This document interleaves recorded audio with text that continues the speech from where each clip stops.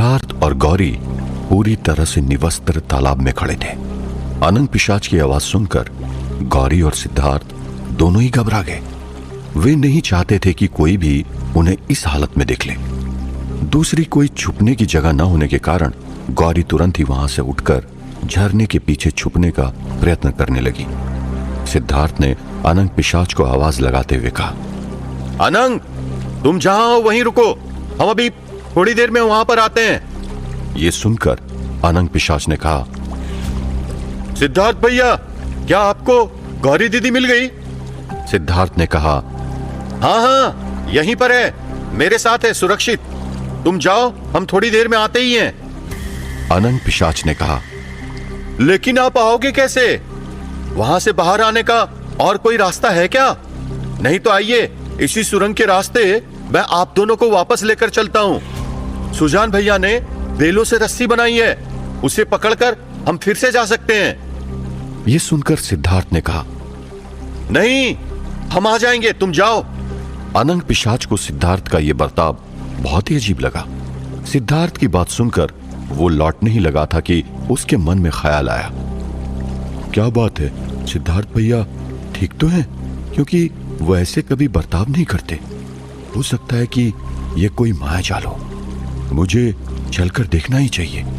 ये सोचकर अनंग पिशाच बिना सिद्धार्थ को कहे चुपचाप आगे बढ़ने लगा। यहां पर गौरी ने सिद्धार्थ से कहा, अब क्या करेंगे? कब तक यहां पर बैठे रहेंगे? हमें बाहर तो जाना ही होगा ना, और बिना कपड़ों के हम कैसे बाहर आ जाएं? सिद्धार्थ ने कहा, तुम यहीं रुको, मैं भी आसपास में कपड़े तलाश करता हूं। कपड़े यहीं कहीं होने चाहिए, पानी के बहाव के कारण यहीं कहीं बहकर पड़े होंगे। ये कहकर सिद्धार्थ तालाब में यहां वहां पर कपड़े ढूंढने लगा। उसे कहीं पर भी कपड़े नजर नहीं आए। उसने आसपास हर जगह पर अपने और गौरी के कपड़े तलाश कर लिए, लेकिन उसे कपड़े नहीं मिले। सिद्धार्थ के मन में ताज्जुब हुआ कि कपड़े आखिर जा कहां सकते थे। सिद्धार्थ झरने के पीछे की तरफ कपड़े ढूंढते हुए चला गया। गौरी बिना कपड़ों के घबराई सी झरने के नीचे बैठी थी।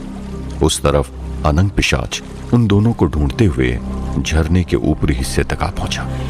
उसे वहां पर कोई नजर नहीं आया, क्योंकि सिद्धार्थ झरने के पीछे के हिस्से में गया हुआ था और गौरी झरने के पीछे बैठी हुई थी। वहां किसी को न पाकर अनंग पिशाच के मन का शक यकीन में बदल गया कि वहां पर सिद्धार्थ और गौरी नहीं थे, बल्कि उसके साथ माया हुई थी। अनंग पिशाच ने वहीं पर उतरकर देखने का फैसला किया। उसने अपने कमर से बेलों की बनी हुई रस्सी को खोलकर एक पत्थर से बांध दिया और खुद झरने से नीचे उतरने लगा। सिद्धार्थ झरने के पीछे के हिस्से में गया तो उसे वहां पर कई सारे बेलों से ढकी हुई एक छोटी सी गुफा दिखाई दी। सिद्धार्थ ने सोचा, ये बहुत ही अजीब जगह है, गुफा के अंदर गुफा और उसके अंदर दूसरी गुफा। पता नहीं, जिस तरह दुनिया भर की बुरी शक्तियां वीरानगढ़ के उस हवेली में मौजूद है, उसी तरह लगता है कि दुनिया भर की सारी गुफा इस जगह पर मौजूद है। सिद्धार्थ अपने आप से बातें करते हुए उन बेलों को हटाकर उस गुफा के अंदर दाखिल हुआ। अंदर प्रवेश करते ही सिद्धार्थ ने देखा कि वहां पर कई सारे दिए जगमगा रहे थे। उन दियों की बाती में से ताजा भरा हुआ तेल छलक कर नीचे गिरा हुआ था। वहां पर एक देवी की मूर्ति रखी थी, जिसके आगे केले के पत्ते पर कुछ ताजा फल चढ़ाए हुए थे। ये देखकर सिद्धार्थ के मन में थोड़ी सी घबराहट होने लगी कि वहां पर उन दोनों के अलावा और भी कोई मौजूद था और उन दोनों को उस अवस्था में किसी ने जरूर देख लिया था। सिद्धार्थ ने उन फलों को हटाकर केले के पत्तों से अपने गुप्तांगों को ढक दिया और उसने पुकारा, कोई है? कोई है यहां पर? आप जो भी हैं, हमें हमारे कपड़े लौटा दीजिए। सिद्धार्थ की इस पुकार पर उसे कुछ लड़कियों की हंसने की आवाज सुनाई दी। हंसने की आवाज सुनकर सिद्धार्थ तुरंत ही उस दिशा में आगे बढ़ा और उसने कहा, देखिए, ऐसे किसी के कपड़े चुराना आपको शोभा नहीं देता, हमारे कपड़े लौटा दीजिए। वहां से एक लड़की ने कहा, हाँ, पर किसी के घर में बिना बताए घुसकर वहां पर ये सारी हरकतें करना तुम्हें शोभा देता है। सिद्धार्थ ये बात सुनकर शर्मिंदा हुआ और उसने कहा, देखिए, हमें पता नहीं था कि यह आपका घर है और हमें क्षमा कर दीजिए। यह सुनते ही अचानक गुफा के एक कोने से दो सुंदर लड़कियां बाहर आई और उन्होंने सिद्धार्थ से कहा, यहां माफी नहीं होती, यहां सिर्फ सजा दी जाती है। सिद्धार्थ उन दोनों को देखकर अचंभित रह गया। दोनों अत्यंत सुंदर युवतियां थीं। उन दोनों ने अपने शरीर पर बेल और लताओं को छोड़कर कुछ भी नहीं पहना था। वे दोनों अत्यंत ही मन को मोहित करने वाली सुंदरियां थीं। उनको देखकर सिद्धार्थ ने हकलाते हुए कहा, अब हम भी यहां पर जानबूझकर नहीं आए थे। वो गौरी का पैर फिसल गया था और वो बहकर यहां तक आ पहुंची और उसे ढूंढते ढूंढते मैं भी यहां पर आ पहुंचा। उन दोनों लड़कियों में से एक ने कहा, अकस्मात से तुम दोनों यहाँ आ गए, ये तो समझ में आया, लेकिन तुम दोनों के बीच जो हुआ वो तो अकस्मात से नहीं हुआ। सिद्धार्थ ने कहा, जी मैं मानता हूं कि हमारे बीच जो कुछ भी हुआ वो यहां नहीं करना चाहिए था, लेकिन जो हुआ उस पर हमारा नियंत्रण नहीं था। जगह है ही इतनी मोहित करने वाली, यहां पर मन काबू में नहीं रहता। उसमें से एक युवती ने कहा, सो तो है, यह जगह प्रेम की देवी ने जो बनाई है, ये उसी का घर है। सिद्धार्थ ने आश्चर्य से कहा, प्रेम की देवी? दूसरी युवती ने कहा, हाँ, प्रेम की देवी, हमारी मां कमुत्कारणी और हम उनकी बेटियां हैं। मैं कामंदिता और यह कामंदिनी। सिद्धार्थ उन दोनों को देखकर मुस्कुराया और कहा, आपसे मिलकर खुशी हुई, अब हमारे कपड़े और तलवार दे दीजिए तो हम यहां से चले। ये सुनकर कामंदिता ने कहा, बिना तुम्हें सजा दिए तुम्हें कैसे भेज सकते हैं नवयुवक? कामंदिनी ने कहा, बिल्कुल, सजा तो जरूर तुम्हें मिलेगी, तुम्हें जुर्माना तो भरना ही पड़ेगा। सिद्धार्थ ने यह सुनकर कहा, देखिए, जुर्माना भरने के लिए हमारे पास पैसे नहीं है और हमारे पास कुछ भी नहीं है। हमारे तो कपड़े भी आपके पास है, हम क्या दे सकते हैं आपको? कामंदिता ने कहा, हम तुमसे वही मांगेंगे जो तुम दे सकते हो युवक। सिद्धार्थ उनके सामने जिज्ञासावश देखता रहा। कामंदिनी ने कहा, हम तुम्हें एक ही शर्त पर जाने देंगे, तुमने जिस तरह उस स्त्री को खुश किया उस तरह हम दोनों को भी संतुष्ट करो और उसके बाद हम तुम्हें यहां से जाने देंगे, नहीं तो तुम दोनों का मारकर खा जाएंगे। ये कहते ही कामंदिता और कामंदिनी की आंखें लाल हो गई और उन दोनों की आवाज में भी कुछ क्षणों के लिए परिवर्तन आ गया। सिद्धार्थ उनके मुंह से यह सुनकर हतप्रभ रह गया और उसे समझ आ गया कि वो दोनों कोई आम इंसान नहीं थी। सिद्धार्थ अब ऐसी परिस्थिति में आ चुका था कि ना वो उनकी मांग पूरी कर सकता था और ना ही उन्हें मना कर सकता था। उस तरफ अनंग पिशाच झरने से उतरकर तालाब तक आ पहुंचा। झरने के पीछे बैठी हुई गौरी उसे देखकर बेहद ही घबरा गई। वो नहीं चाहती थी कि उसके भाई समान अनंग पिशाच उसको इस तरह निवस्त्र हालत में देखे। उसके पास और कोई चारा नहीं था, क्योंकि अनंग पिशाच किसी भी क्षण पीछे मुड़कर देख लेता और उसके पीछे मुड़ते ही उसे गौरी दिखी जाती। इसलिए गौरी ने अनंग पिशाच को कहा, अगर मुझे अपनी बहन मानते हो तो पीछे मुड़कर मत देखना। आवाज सुनकर अनंग पिशाच मुड़कर देखने ही वाला था कि अचानक रुक गया। उसने गौरी से पूछा, क्या हुआ दीदी, आप ठीक तो हैं?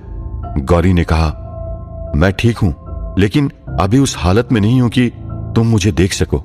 दरअसल यहां पर बहकर आई तो मेरे कपड़े भीग चुके थे और मैंने कपड़े निकालकर सूखने रखे तो पता नहीं अचानक से मेरे कपड़े गायब हो गए और सिद्धार्थ उन कपड़ों को ढूंढने ही गया है। अनंग पिशाच ने तुरंत ही अपनी शरीर के ऊपर लिपटा हुआ अंग वस्त्र निकाला और पीछे गौरी की ओर डाल दिया और कहा, ठीक है, मैं भी जाकर कपड़े ढूंढने में उनकी मदद करता हूं। गौरी ने तुरंत ही अंग वस्त्र उठा लिया और अपने शरीर पर लपेट लिया। अंग वस्त्र को लिपटते ही गौरी के जान में जान आई। अनंग पिशाच ने बिना मुड़े सिद्धार्थ को ढूंढते हुए झरने के पीछे के भाग में चला गया। उस तरफ कामंदिता ने सिद्धार्थ से कहा, हमने तुमसे तुम्हारी मंजूरी नहीं मांगी जो तुम सोचने बैठ गए।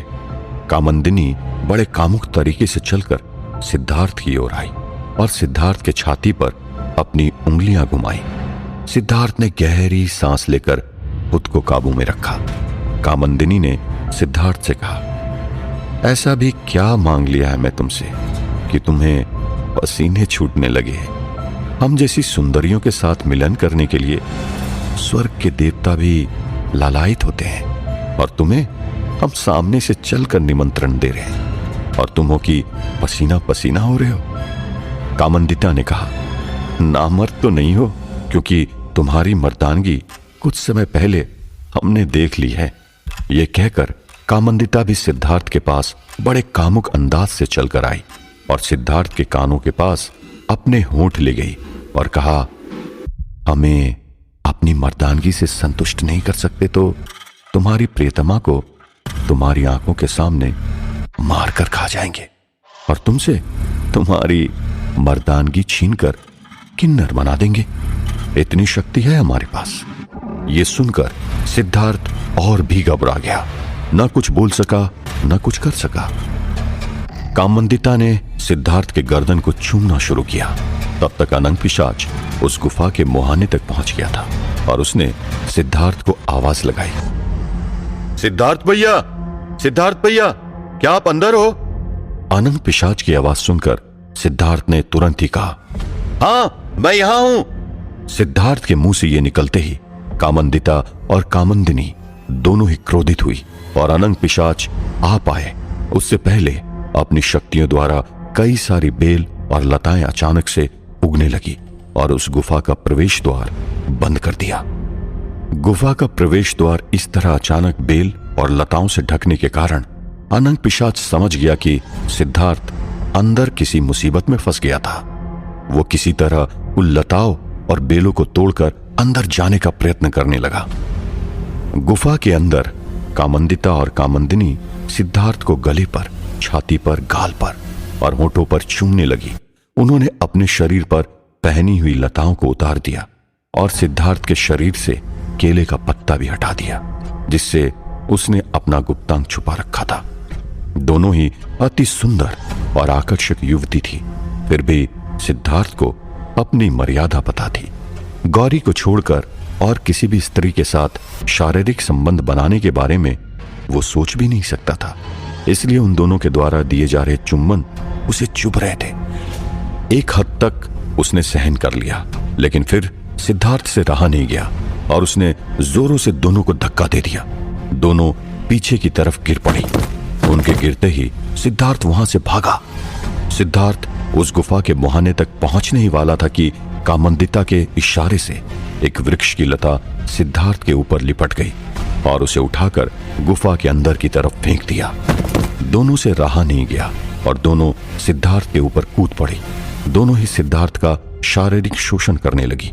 कामंदिनी ने अपने नाखूनों से सिद्धार्थ की छाती को नोचना शुरू किया और सिद्धार्थ दर्द के मारे चिल्लाया।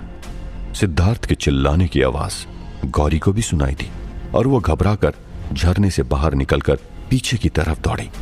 अनंग पिशाच ने भी आवाज सुनकर सिद्धार्थ को पुकारा, सिद्धार्थ भैया, आप ठीक तो हैं? मैं किसी भी तरह अंदर आने की कोशिश कर रहा हूं। गौरी वहां पर पहुंच गई।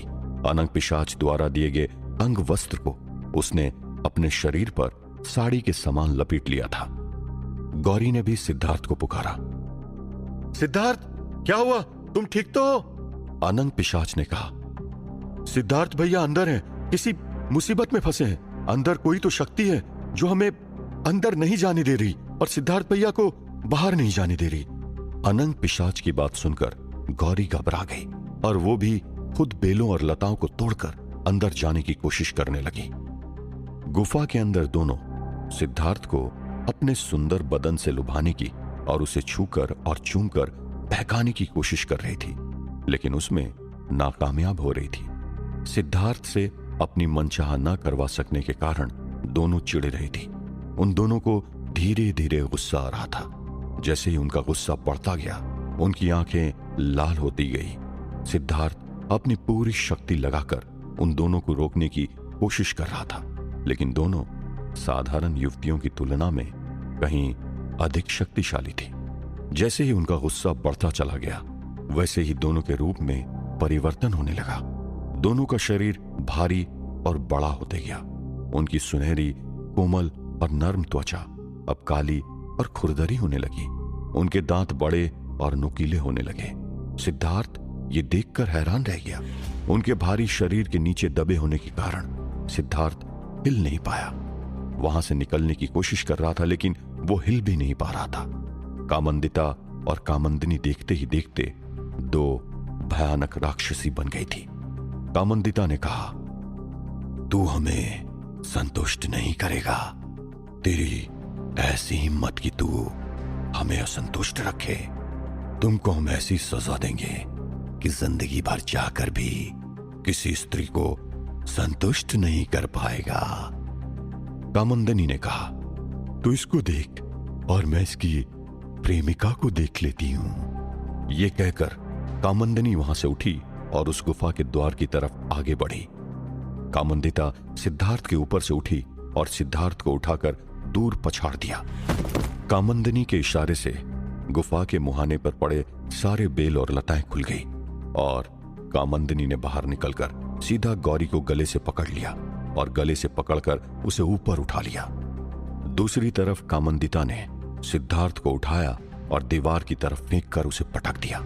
फिर उसने सिद्धार्थ का गला पकड़कर कहा, जिस अंग की होने से तुम पुरुष नाश करते हो और जो अंग हमें संतुष्ट न कर सका, उस अंग को अब तुम्हारे शरीर पर होकर कोई अर्थ नहीं है।